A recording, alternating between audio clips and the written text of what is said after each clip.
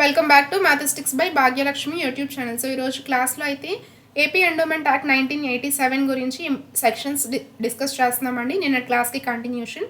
So last క్లాస్లో అయితే chapter 7 గురించి కంప్లీట్ చేసాము. Chapter 7 budget, accounts and audit గురించి కంప్లీట్ చేసాము. దాంట్లో మొత్తం 8 సెక్షన్స్ ఉన్నాయి. అదేవిధంగా ఈరోజు అయితే చాప్టర్ 8 గురించి డిస్కస్ చేద్దాం. చాప్టర్ 8లో we have 7 sections. So first section చూసుకున్నట్లయితే మనకి చాప్టర్ 8లో 65 నుంచి 71 వరకు టోటల్గా 7 సెక్షన్స్ అయితే ఉన్నాయి. First 65, section 65, liability of institution or endowment or ధర్మాదాయం to pay annual contribution and audit fees. Section 66, assessments of contribution on the trustees. Section 67, liability of institution or endowment to pay cost etc. Section 68, payment of contribution, cost, charges and expenses. Section 69, establishment of endowments and endowments administration fund. ఈ మూడు కొంచెం important అండి. Section 69, 70, 71 ఈ మూడు కూడా fund గురించి అయితే చెప్తాయి. ఈ లాస్ట్ 70 అండ్ 71 వచ్చేసరికి కామన్ గుడ్ ఫండ్ గురించి చెప్తుంది. కామన్ గుడ్ ఫండ్, 71 ఏమో vesting of common good fund. Section 70, 71 deals with common good fund. అదేవిధంగా section 69 deals with endowments administration fund.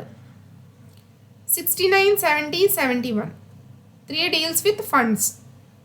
So next మనం చూసినట్లయితే సెక్షన్ 9, చాప్టర్ 9.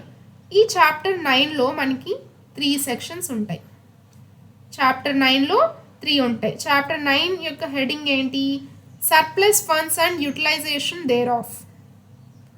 ఏవైతే సర్ప్లస్ ఫండ్స్ ఉంటాయో వాటి యొక్క యూటిలైజేషన్, అలానే సర్ప్లస్ ఫండ్స్ గురించి డీల్ చేస్తాయి. Section 72, utilisation of surplus funds.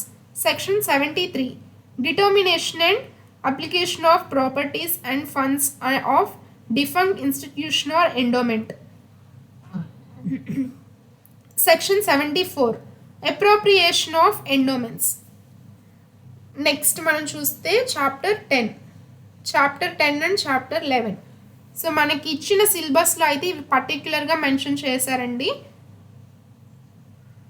75 నుంచి 86 వరకు. Section 75 to section 86. సో ఏవి చదివినా చదవకపోయినా ఇవైతే కంపల్సరీ చదువుకొని వెళ్ళాలి. సెక్షన్ 75, అసలు చాప్టర్ 10 యొక్క హెడ్డింగ్ ఏంటో చూద్దాం. Alienation of any immovable property and resumption of inam lands. Section 75, lease sale of inams to be void in certain cases. Section 76, prohibition of transfer of lands granted for rendering services to religious or charitable institution or endowment. So అసలు లీజ్కి కానీ ఇనామ్ ల్యాండ్స్ని లీజ్కి ఇవ్వడం కానీ sale చేయడం కానీ ఇవన్నీ కుదరవు. అదేవిధంగా transfer of lands granted for rendering services. So transferring of lands కూడా చెల్లదు. నెక్స్ట్ మనం చూసుకున్నట్లయితే 77, resumption of inam lands. Next section 78, appeal. మనం డిస్ట్రిక్ట్ అపీల్ చేసుకోవడం అయితే కలెక్టర్ దగ్గర అపీల్ చేసుకోవాలి. అదేవిధంగా section 79, prohibition of purchase of immovable property in certain cases. Next section 80, alienation of immovable property. Section 81, invalidation of unauthorised sale. Section 82, lease of agriculture land. ఇక్కడతో మనకి chapter 10 complete అయింది. Next chapter 11 start అయింది. Chapter 11 deals with encroachments. ఆక్రమణలు ఏవైతే ఉంటాయో ఆ ఆక్రమణల గురించి చాప్టర్ 11 డీల్ చేసిద్ది. చాప్టర్ 11లో first section 83, encroachments by person on land or building belonging to a charitable or religious institution or endowments and eviction of encroaches.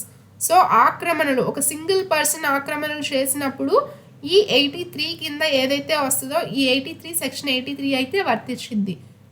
So ఇది అసిస్టెంట్ కమిషనర్ డీల్ చేస్తారు. అదేవిధంగా నెక్స్ట్ మనం చూసుకున్నట్లయితే section 84 mode of eviction on failure of removal of encroachment as directed by the deputy commissioner. Next section 85. Section 85 ఏంటి అంటే encroachment by group of persons. జాగ్రత్తగా చూసినట్లయితే మనకి సెక్షన్ 83 ఎంక్రోచ్మెంట్స్ బై పర్సన్స్ అది సింగిల్గా, కానీ ఇక్కడ ఏంటి అంటే encroachment by group of persons ఒక గ్రూప్ కనుక చేసినట్లయితే సెక్షన్ 85 వచ్చింది. Encroachment by group of persons on land belonging to charitable and religious institutions and their eviction. ఇది మొత్తం డీల్ చేసేది deputy commissioner.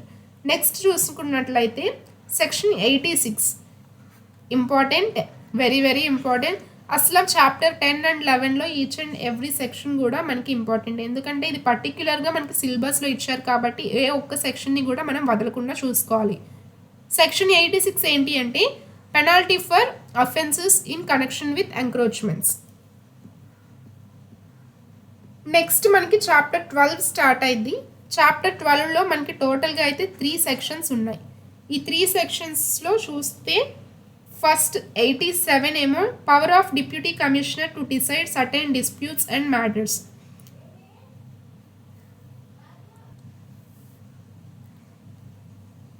Section 88 right of appeal against the decision of deputy commissioner under section 87 and commissioner under section 119.